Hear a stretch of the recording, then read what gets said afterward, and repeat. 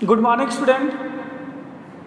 आज 9th class का दूसरा लेक्चर स्टार्ट करूंगा मैंने आपको एक लेक्चर करा दिया है, तो जो मैंने पहला लेक्चर आपको कराया था उसी को थोड़ा सा कंटिन्यू करता हूँ, उसी को थोड़ा सा रिवाइज करा के कंटिन्यू करता हूँ। मैंने बताया था पिछली क्लास में कि जो मैटर है उसको दो पार्ट में डिवाइड किया गया है। उसको डिवाइड करने का दो क्राइटेरिया है। पहला, on the basis of state of matter, matter की जो स्टेट है उसके बेसिस पर, और second, on the basis of composition. जो स्टेट के बेस था उस पर मैटर को पांच प्रकार का बताया था मैंने। क्या क्या बताया था? First solid, second liquid, third gas, fourth that is plasma, और फिफ्थ दैट इज बोस-आइंस्टाइन। बोस-आइंस्टाइन ये मैं बता चुका हूं। इसके बाद on the basis of composition, matter की कितनी क्लास थी? दो टाइप के मैटर थे। एक बताया था, एक था प्योर सबस्टेंस, दूसरा था इम्प्योर सबस्टेंस। इस प्योर सबस्टेंस में क्या क्या बताया था? एलिमेंट और कंपाउंड। इसके अंदर क्या बताया था? दो चीज, one is homogeneous mixture, next heterogeneous mixture. बताया था ये सॉलिड लिक्विड नॉर्मल कंडीशन पे, ये दोनों स्टेट एक्सट्रीम कंडीशन पे मिलती है। इसके बाद मैं आपको ये सॉलिड लिक्विड गैस में डिफरेंस बता रहा था, तो उसी को कंटिन्यू करते हैं।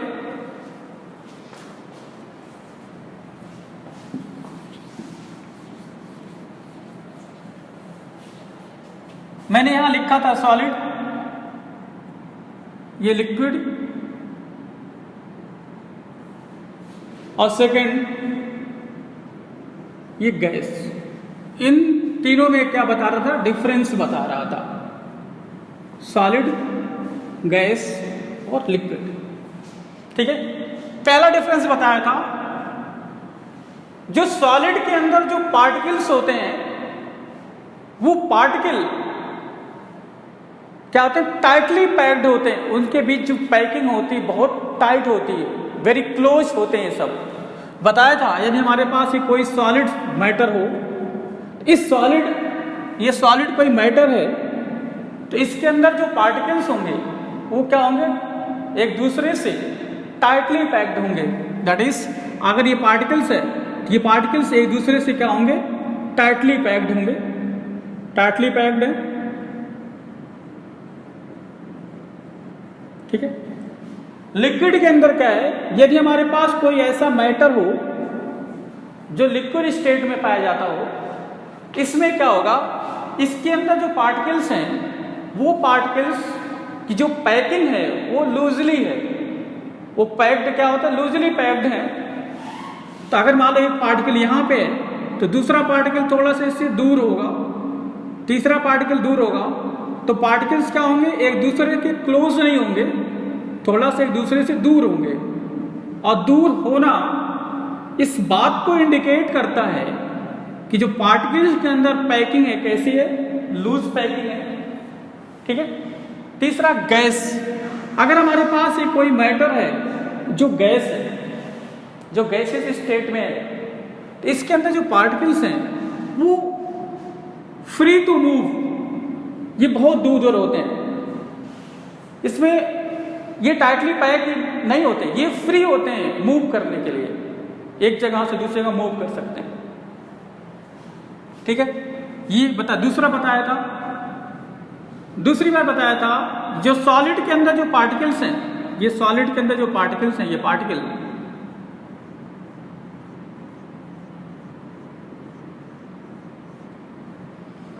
अगर ये पार्टिकल टाइटली पैक्ड हैं, अगर ये टाइटली पैक्ड हैं तो इस पार्टिकल को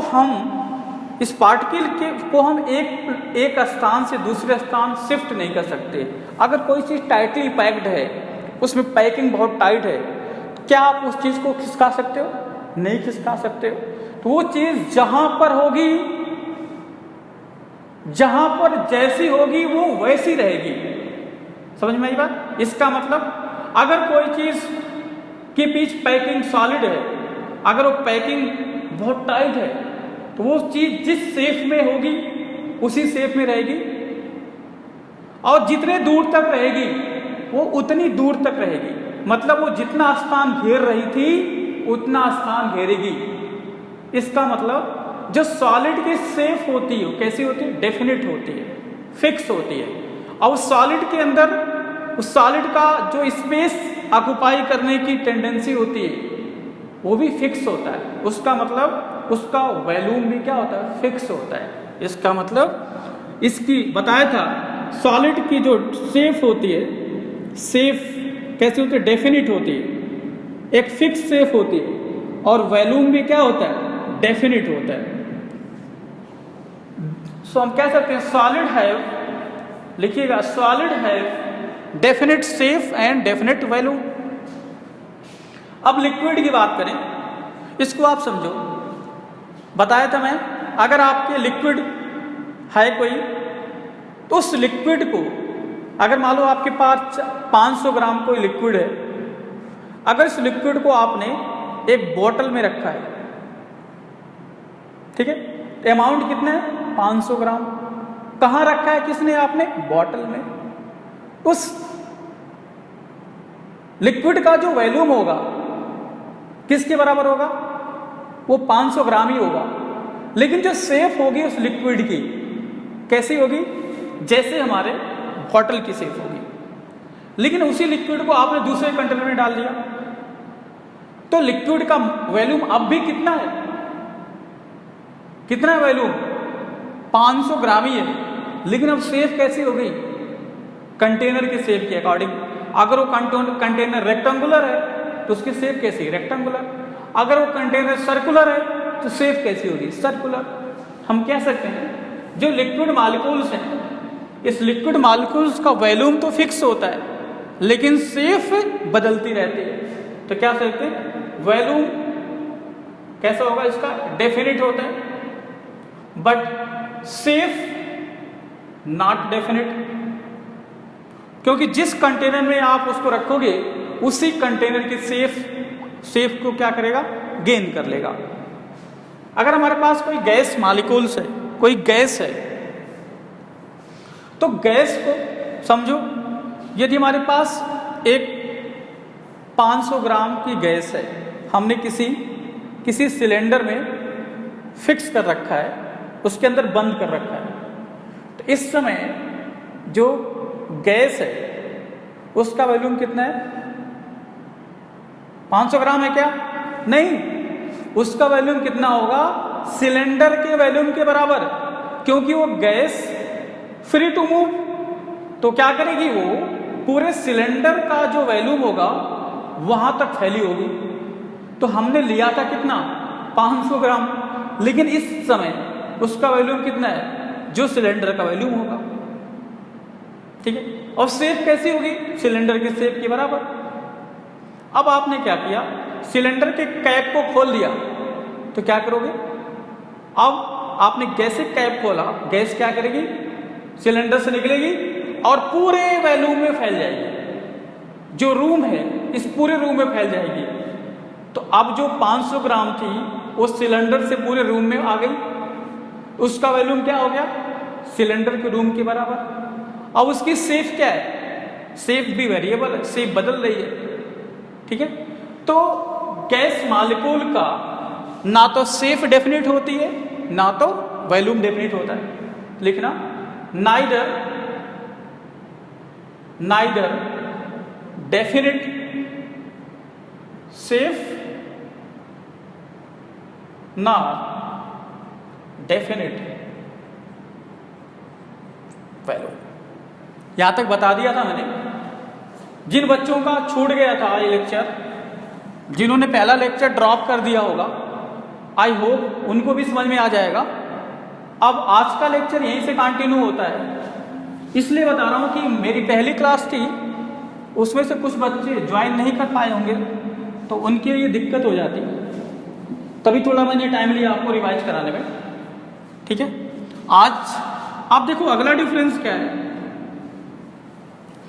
अगर मान लो कोई ऐसा सॉलिड पार्टिकल्स है, अगर मान लो कोई ऐसा सबस्टेंस है, उस सबस्टेंस के अंदर जो पार्टिकल्स हैं वो फिक्स्ड हैं,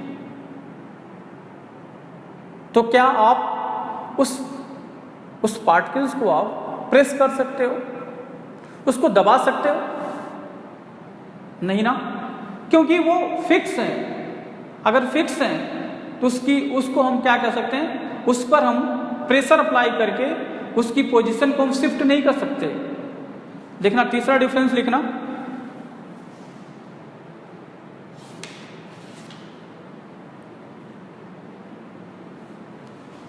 ठीक है। Solid particles can not compressible, क्योंकि वो अगर उसको हम दबाएंगे तो दबेगा नहीं, क्योंकि उसके पार्टिकल फिक्स है, कंप्रेसिबल नहीं होते। ठीक है, लिक्विड की बात करें, आप कभी ऐसा आप हुआ है कि अगर मान लो आप कहीं लिक्विड लिए हो तो उस लिक्विड को दबा के तो लिक्विड को पतला या लिक्विड को मोटा कर सकते हो? नहीं। इससे लिक्विड भी क्या होते हैं, नॉन कंप्रेसिबल। लिखिएगा, ठीक है, देखना कंप्रेसिबिलिटी ऑफ लिक्विड, कंप्रेसिबिलिटी मतलब दबने की tendency to compress, compressibility of liquid is almost nil, ठीक है। लेकिन गैस मालिक्यूल को कंप्रेस कर सकते हो? हाँ, आपके घर में सोफा होता होगा, जब आप सोफे पे बैठते रहते हो, आपने देखा होगा 3-4 साल बाद वो सोफा दब जाता है, दब कर पतला हो जाता है। लेकिन जब नया आता है क्या होता है, मोटा सा रहता है, मजेदार। लेकिन जब आप उससे बैठते हो तो क्या हो, दब कर वो पतला हो जाता है। तो गैस के मॉलिक्यूल्स क्या होते हैं, कंप्रेस हो जाते हैं। ठीक है, लिखना gas are compressible in nature. ठीक है, नेक्स्ट डिफरेंस डेंसिटी, एंड डालेगा डेंसिटी।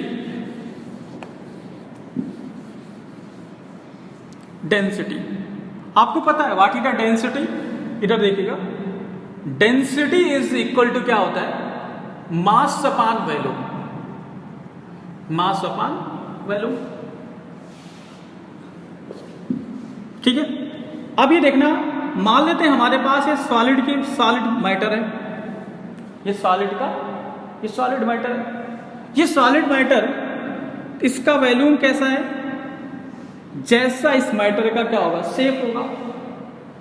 तो इस शेप कैसी दिख रही है आपको, शायद रेक्टेंगुलर है। वॉल्यूम इसका कैसा बताओ, रेक्टेंगुलर है।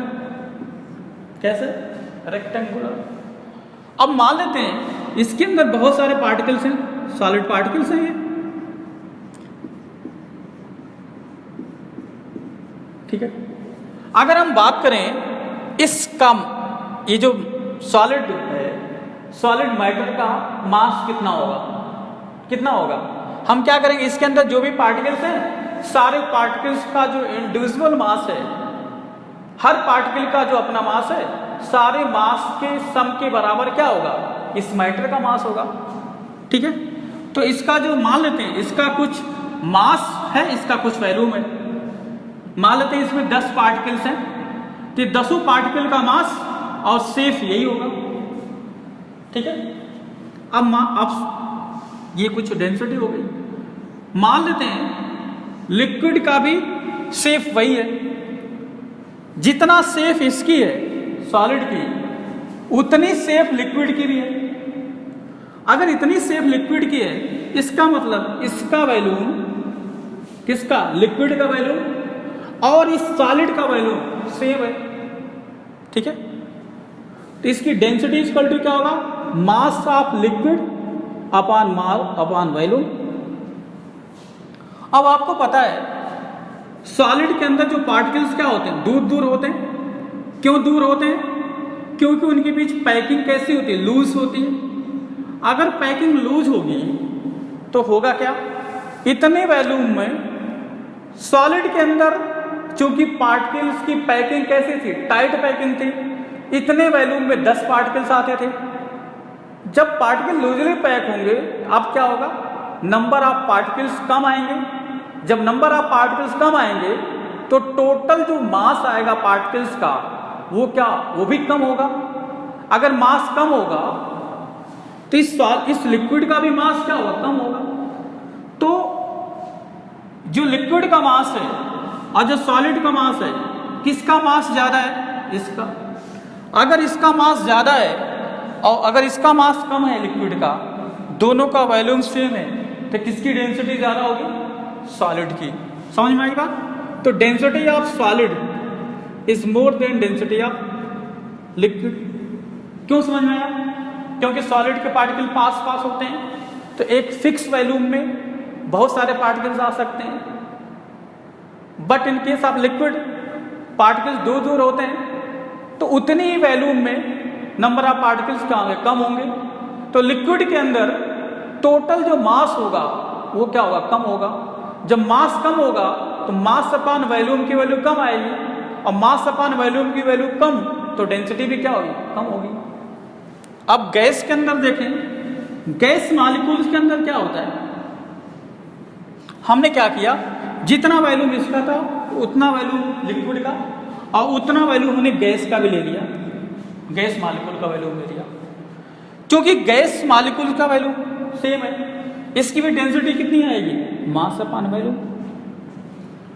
आपको पता है गैस के मॉलिक्यूल्स क्या होंगे, वो तो लिक्विड से भी दूर दूर होते हैं क्योंकि वो फ्रीली मूवेबल होते हैं। इसके अंदर क्या होंगे, गैस के मॉलिक्यूल क्या होगा, कम होंगे। अगर मान लो इसके अंदर 10 पार्टिकल्स थे, इसके अंदर क्या होगा, 8 बिठेंगे, इसके अंदर और कम होंगे। अगर इसके अंदर पार्टिकल्स का नंबर कम होगा, जो टोटल पार्टिकल के मास का सम आएगा वो भी कम आएगा। अगर मास कम आएगा तो मास अपॉन वॉल्यूम भी क्या होगा, कम। मास अपॉन वॉल्यूम का रेशियो भी क्या, कम आएगा।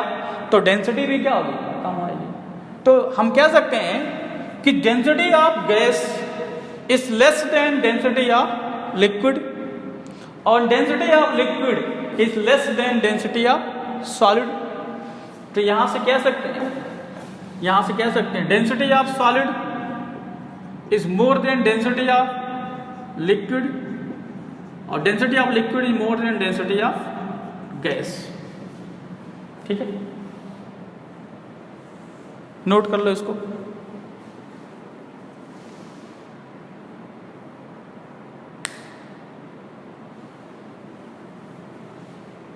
ठीक है, इसके बाद हेडिंग डालिएगा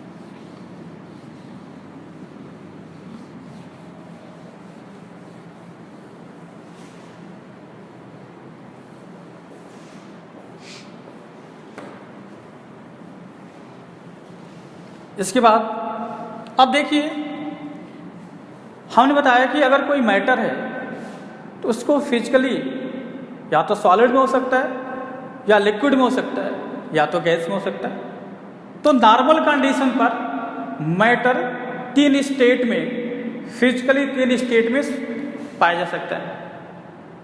अब क्या होता है कि जो तीनों स्टेट हैं वो क्या होती है, एक दूसरे में इंटर कन्वर्टेबल होती है। हम कुछ ऐसी कंडीशन अप्लाई करके कुछ कंडीशन लगा के हम क्या करते हैं, एक स्टेट ऑफ मैटर को दूसरे स्टेट ऑफ मैटर में कन्वर्ट कर सकते हैं। हेड डालेगा inter conversion of different state of matter, different state of matter. ठीक है, कैसे? अगर हमारे पास ये कोई सॉलिड कोई मैटर है, स्टेट की स्टेट ऑफ मैटर क्या है, सॉलिड है। इस सॉलिड को हम लिक्विड में कन्वर्ट कर सकते हैं।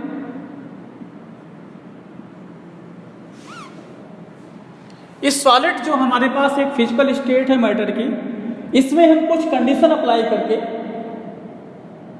इस सॉलिड को लिक्विड में कन्वर्ट कर सकते हैं। और हमारे पास जो लिक्विड स्टेट है, इस लिक्विड स्टेट पर भी कुछ कंडीशन अप्लाई करके हम इसको गैस में कन्वर्ट कर सकते हैं। किस में बताओ? गैस में कन्वर्ट कर सकते हैं। तो solid can be converted to liquid, liquid can be converted to gas. कैसे होगा? अगर हमारे पास कोई सॉलिड सब्सटेंस है, इसको हम हीट करें, क्या करें? हीट। और केमिस्ट्री में अगर कहीं पर हीटिंग हो रही है, कहीं पर किसी चीज को हम गर्म कर रहे हैं, उसके लिए जो सिंपल यूज करते हैं दैट इज ट्रायंगल। क्या यूज करते हैं? ट्रायंगल। तो अगर कहीं पर ट्रायंगल ये सिंबल बना है, वो किसको बताता है? हीटिंग को बताता है। तो अगर किसी सॉलिड को आप हीट करो, किस में जाएगा? लिक्विड में। और किसी लिक्विड को फर्दर आप हीट करो, किस में चला जाएगा? गैस में। ऐसे कैसे? ये कैसे पॉसिबल है? आइए समझते हैं। जिसको पता है कोई बात नहीं, जिसको नहीं पता है प्लीज समझिए। जैसे मान लो हमारे पास कोई सॉलिड सब्सटेंस सॉलिड है, इसके अंदर क्या होंगे? बहुत सारे पार्टिकल्स होंगे। ये पार्टिकल्स क्या होंगे? टाइटली पैक्ड है, टाइटली पैक्ड होते हैं।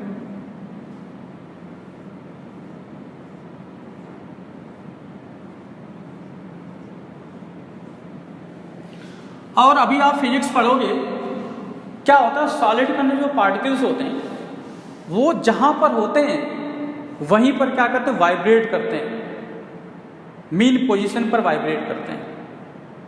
ठीक है, तो ये सॉलिड पार्टिकल्स क्या होते हैं? ये जो सॉलिड पार्टिकल्स हैं, इसमें क्या होगा?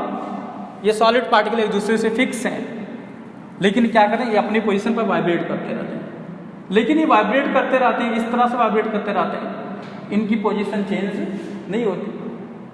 और इनके बीच जो फोर्स ऑफ अट्रैक्शन है इतना टाइट होता है। मान लो एक पार्टिकल ये है और दूसरा पार्टिकल ये है, इन दिनों के बीच जो ये फोर्स ऑफ अट्रैक्शन है, ये इतना टाइट होता है कि जो वाइब्रेशन से जो एनर्जी आती है, वो एनर्जी इतनी ज़्यादा नहीं होती है कि दोनों पार्टिकल्स के बीच का जो फोर्स है वो ब्रेक हो जाए और पार्टिकल दूर चले जाए। ऐसा नहीं हो पाता। ठीक है, तो ये क्या होता है? ये पार्टिकल्स इस प्रकार नेचुरल स्टेट में रहता है। ये तीसरा पार्टिकल मानते हैं, चौथा पार्टिकल, ये तीसरा दूसरे से भी कंबाइंड है बाय फोर्स ऑफ अट्रैक्शन, ये चौथे से भी कंबाइंड है, इधर से भी कंबाइंड, इधर से भी कंबाइंड। तो कोई भी पार्टिकल्स है सॉलिड के अंदर, तो वो अपने आसपास के सारे पार्टिकल से अटैच्ड है by the force of attraction. अब क्या होता है? जब हम इस सॉलिड को हीट करते हैं, जब इसको हम टेम्परेचर देते हैं, इसको हीट करते हैं, तो होता क्या है? ये जो सॉलिड पार्टिकल्स है जो वाइब्रेट कर रहा था अपने पोजीशन पर, इसका वाइब्रेट करने की टेंडेंसी बढ़ जाती है। क्यों बढ़ती है? क्योंकि हीट क्या है? एक प्रकार की क्या है? जब किसी को हीट करते हैं, जब हीट करते हैं तो उसको क्या मिलती है? एनर्जी। उसी प्रकार जब सॉलिड को हीट करोगे तो जो सॉलिड पार्टिकल्स हैं उसकी जो काइनेटिक एनर्जी वो बढ़ जाती है। काइनेटिक एनर्जी मतलब उसको मूव करने की जो एनर्जी है वो बढ़ जाती है। जब आप उसे हीट करते रहते हो तो उसकी एनर्जी बढ़ती जाती है। आप इसे लगातार हीट करते रहते हो, एक कंडीशन ऐसी आती है, जो पार्टिकल्स का वाइब्रेशन है वो इतनी ज़्यादा हो जाती है कि पार्टिकल्स वाइब्रेट करते करते अपने मीन पोजीशन छोड़ को भाग जाता है। जहाँ पर वाइब्रेट कर रहा था वहाँ से काफ़ी दूर चला जाता है। अब जब काफ़ी दूर जाता है तो इस पार्टिकल का, मान लो ये पार्टिकल पहले इस पार्टिकल से अटैच था, ये पार्टिकल वाइब्रेट कर रहा था, हमने इसको हीट किया, ये पार्टिकल हीट के थ्रू यहाँ चला आया, पार्टिकल यहाँ चला आया।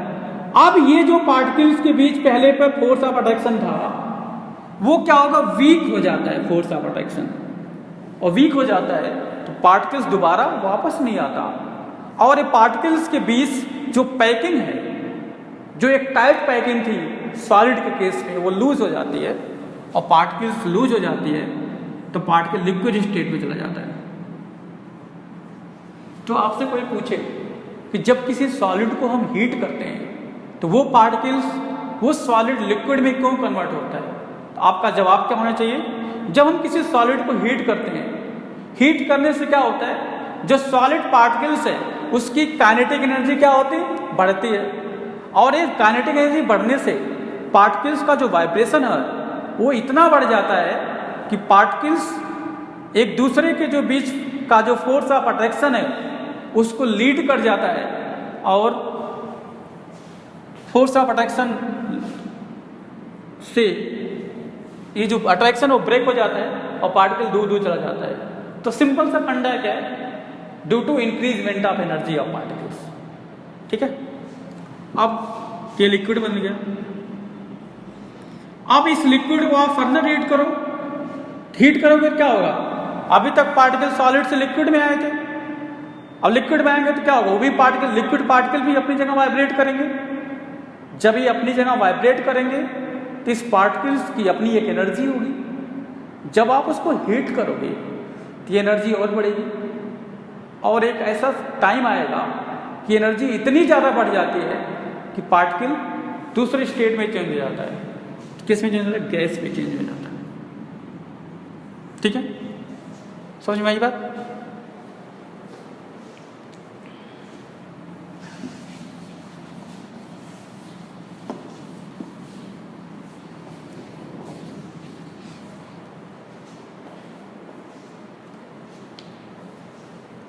इसका उल्टा भी सही है, अगर हमारे पास कोई गैस के पार्टिकल्स हैं उसको आप लिक्विड में कन्वर्ट कर सकते हैं। कैसे, अगर हम इस गैस को क्या करें, कूल करें, क्या करें, कूल करें, किस में जाएगी, लिक्विड में। अगर किसी लिक्विड को आप कूल करो किस में चला जाएगा, सॉलिड में। ठीक है, कूलिंग से क्या होगी, कूलिंग से वही होगा, जब आप कूल करोगे तो कूलिंग से क्या होगा, जैसे मान लो हमारे गैस के पार्टिकल्स हैं, ये गैस के पार्टिकल दूर दूर हैं, ये पार्टिकल कहीं यहाँ पर कहीं यहाँ पर है। आप इसको चाहते हो कि गैस के पार्टिकल लिक्विड में कन्वर्ट हो जाए, तो जाहिर सी बात है अगर एक गैस के पार्टिकल्स, अगर इस गैस को लिक्विड में कन्वर्ट करना है तो आपको करना क्या होगा, ये जो पार्टिकल्स हैं गैस के जो अभी दूर दूर हैं इसको पास लाना पड़ेगा। ठीक है, अगर कोई चीज़ दूर दूर है इसको पास कैसे लाएंगे, वो दोनों चीज़ पर प्रेशर अप्लाई करके उसका प्रेशर बढ़ाना पड़ेगा कि प्रेशर कम करना पड़ेगा, हाँ प्रेशर बढ़ाना पड़ेगा। जब आप इस पर प्रेशर अप्लाई करोगे तो क्या होगा, प्रेशर की वजह से पार्टिकल्स क्या होंगे, पास पास आएंगे। तो अगर हमें किसी गैस को लिक्विड में कन्वर्ट करना है तो हमें क्या लगाना पड़ता है, ठंडा तो करना ही करना होता है, इसके साथ प्रेशर भी अप्लाई करना पड़ता है। जबरदस्ती इस पर प्रेशर लगाकर जो पार्टिकल अभी तक दूर दूर थे उस पार्टिकल को पास लाया जाता है। जब पार्टिकल पास पास आते हैं उनको इतना पास पास लाया जाता है कि पार्टिकल सॉलिड की रेंज में आ जाते हैं। ठीक है, तो किसी भी गैस को यदि लिक्विड में कन्वर्ट करना है तो गैस मॉलिक्यूल को कूल करना पड़ेगा और उस पर एक काफ़ी ज़्यादा प्रेशर अप्लाई करना पड़ेगा, तब जाके वो गैस मॉलिक्यूल किस में जाएंगे, लिक्विड में। सिमिलरली लिक्विड को सॉलिड में कन्वर्ट करेंगे, कैसे, कूल तो करेंगे ही, प्रेशर भी अप्लाई करना पड़ेगा। ठीक है, समझ में आई बात। तो ये जो तीनों स्टेट ऑफ मैटर हैं आपस में क्या है, इंटर कन्वर्टेबल हैं। और किसी भी सॉलिड से लिक्विड के इंटर कन्वर्जन को बोलते हैं। जो प्रोसेस है उसको क्या बोलते हैं? इस फिनोमेना को बोलते हैं सॉलिड से लिक्विड, इसको बोलते हैं, क्या बोलते हैं इसे? मेल्टिंग। मेल्टिंग क्या बोलते हैं इसे? मेल्टिंग। या इसी को बोलते हैं फ्यूजन। क्या बोलते हैं? फ्यूजन। ठीक है, फ्यूजन।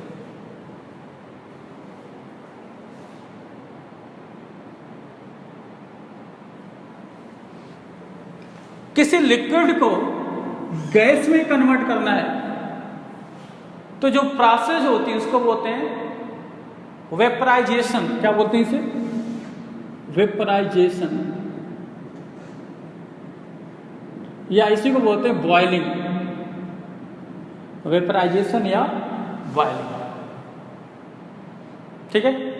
और किसी भी गैस को सॉलिड में कन्वर्ट करना है, सॉरी, किसी भी गैस को लिक्विड में कन्वर्ट करना है, इस प्रोसेस को बोलते हैं, क्या बोलते हैं इसे? कंडेंसेशन। क्या बोलते हैं इसे? कंडेंसेशन। और किसी भी लिक्विड को सॉलिड में कन्वर्ट करना है, इसको क्या बोलते हैं? क्या बोलते हैं इसे? बताओ बताओ, सोचिए।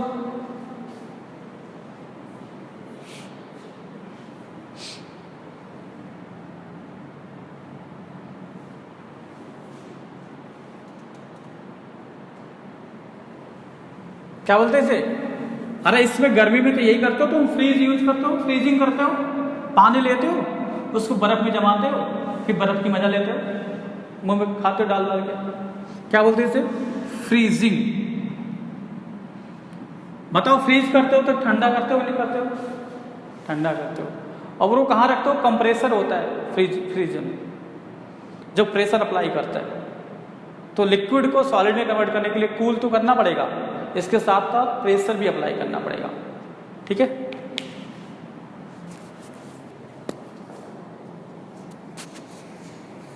तो आज हम यहीं तक करते हैं। इसके बाद अगला लेक्चर हम बाद में कंटिन्यू करेंगे। आज आपको यहीं तक करना है। Thank you so much.